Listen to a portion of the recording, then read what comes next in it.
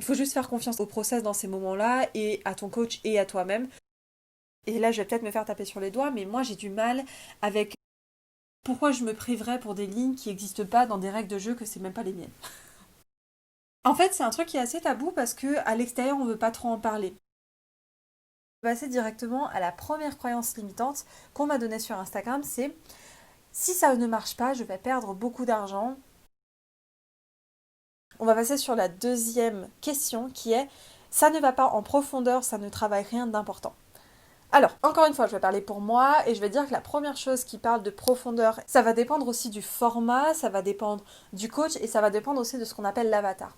Donc l'avatar, c'est la personne à qui tu vas proposer ton produit, ton coaching, tes formations, enfin peu importe. Pourquoi je te dis que ça dépend du format? Parce que typiquement, moi, comment j'ai pu faire cette année, j'avais un format qui s'appelait le coup de pouce, qui était un abonnement qui n'existe plus. D'ailleurs, j'ai filmé aujourd'hui les derniers contenus pour le coup de pouce parce qu'il se finit le 31 décembre. Évidemment que quand tu vas dans un programme comme le coup de pouce, tu ne peux pas t'attendre à aller autant en profondeur que quand tu vas dans un coaching qui est personnalisé, type redevenir soi, type inspirant, donc le niveau 2 de redevenir soi, ou encore plus.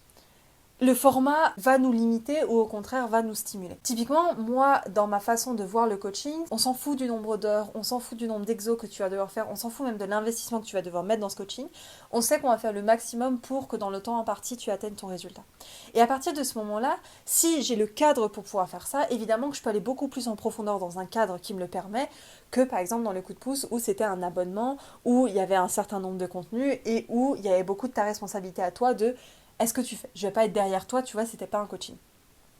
Donc déjà, il y a le format qu'il faut prendre en compte. La deuxième chose, c'est le coach. Il y a beaucoup de coachs aussi qui veulent se mettre des limites très claires, très posées, et c'est ok, ça convient à beaucoup de personnes. Il y a d'autres coachs qui vont se mettre des limites peut-être un peu plus hautes, et c'est très bien, ça convient à beaucoup de personnes. Et ça va dépendre aussi du coach avec qui tu prends ton coaching. Moi, je sais que la profondeur, ça me fait kiffer. Mon langage de l'amour numéro un, c'est les discussions profondes, c'est le temps de qualité. Donc, pour moi, c'est quelque chose, j'ai même marqué, tu vois, dans mes objectifs de rêve, c'est être payé pour avoir des discussions profondes. Donc, pour moi, déjà, il y a une notion de profondeur pour sûr. Euh, et au-delà de juste la discussion profonde, il y a un travail en profondeur qui se fait, au point même à quel point c'est important pour moi, c'est que tout le module 2, le titre en fait du module 2, c'est la profondeur. Il y a plusieurs titres, hein, profondeur, peur, croyance, schéma limitant. Euh, voilà. Mais il y a le côté profondeur. Après, il faut aussi se demander qu'est-ce qu'on entend par profondeur.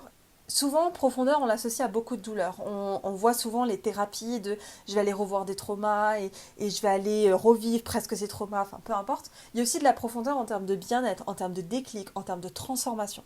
Et ça, pour moi, c'est d'autant plus important. Après, je te disais aussi que c'est en lien avec l'avatar, donc la personne avec qui tu vas donner ce produit.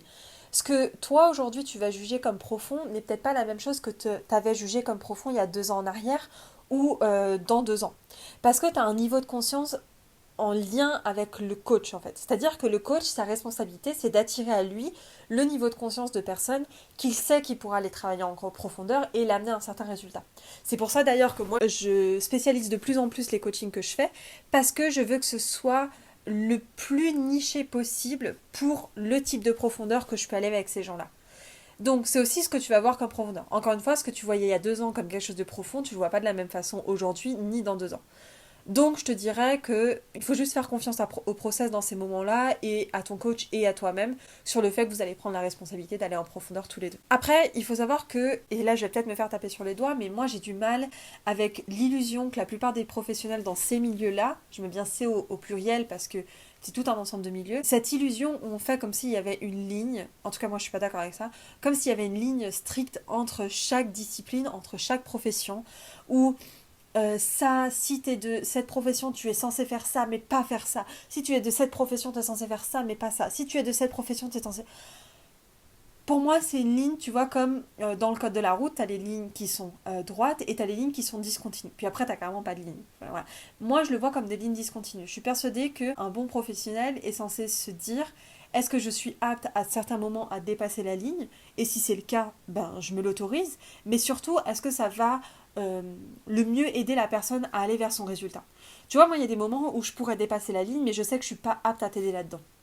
Typiquement, il y a un des trucs qui a pu revenir dans mes coachings, c'est la peur de la mort. La peur de la mort, je suis pas apte à te coacher dessus. Et pourtant, je coach sur plein de peurs, mais la peur de la mort spécifiquement, Je sais que je ne suis pas apte à ça pour le moment, le 29 décembre 2020. Et dans ces moments-là, je vais te conseiller un autre professionnel, ou alors carrément ça va être lors de la session stratégique. Dire bon écoute, je te le dis d'avance, mais ça on va pas pouvoir le voir en coaching. Mais sur plein d'autres choses que tu découvres pendant le coaching, en fait tu vas te prendre des techniques qui viennent peut-être d'autres professions, et inversement, pour les gens qui ne sont pas coachs, des fois vont prendre des techniques qui viennent du coaching. Et en fait, à partir du moment où tu sais que tu vas aider la personne plus rapidement et plus efficacement à aller à son résultat, moi j'ai du mal à pas le faire en fait. Moi je me dis, écoute, je suis apte à le faire, je suis légitime à le faire et la personne ça va l'aider. Pourquoi je me priverais pour des lignes qui n'existent pas dans des règles de jeu que c'est même pas les miennes? Moi je sais que je suis alignée avec ce que je fais. Est-ce que ça veut dire pour autant que je vais donner ce conseil à n'importe quel coach, à n'importe quel professionnel? Je suis pas sûre. Et c'est pareil sur l'autodidacte, c'est pareil sur les certifications, c'est pareil sur toutes ces choses-là où certaines personnes veulent s'autoriser en profondeur. C'est pas un conseil que je donnerais à n'importe qui, c'est même pas un conseil que je donnerais en fait, mais par contre sur moi précisément, je suis alignée avec cette façon de faire parce que je connais, je me connais, je sais où j'en suis, je sais ce que je suis capable de faire ou non, parce que j'ai fait ce travail là aussi sur moi. En fait, c'est un truc qui est assez tabou parce que à l'extérieur, on veut pas trop en parler. En plus, on est en France, on aime bien les choses qui sont cadrées, on aime bien les choses, c'est un peu hypocrite, hein. On aime bien les choses où non mais là, on doit faire comme ça et rester dans ce cadre-là. Là, ici, on n'a pas le droit de donner de solution, on n'a pas le droit de donner de conseils, on n'a pas le droit de parler de nous, on n'a pas le droit d'être amis, on n'a pas le droit de... Comme si les autres solutions qu'on avait déjà créées tout au long des années, elles étaient parfaites. Elles sont pas parfaites. Les solutions qui existent déjà aujourd'hui et qui existaient avant le coaching pour amener les gens à certains résultats n'étaient pas parfaites. Et c'est d'ailleurs pour ça qu'il y a d'autres corps de métier qui sont arrivés. Et ce nouveau corps de métier n'est pas parfait non plus. On va évoluer, évoluer, évoluer. Mais moi, je vais m'autoriser à aller à la profondeur à laquelle je sais que je suis capable d'aider la personne.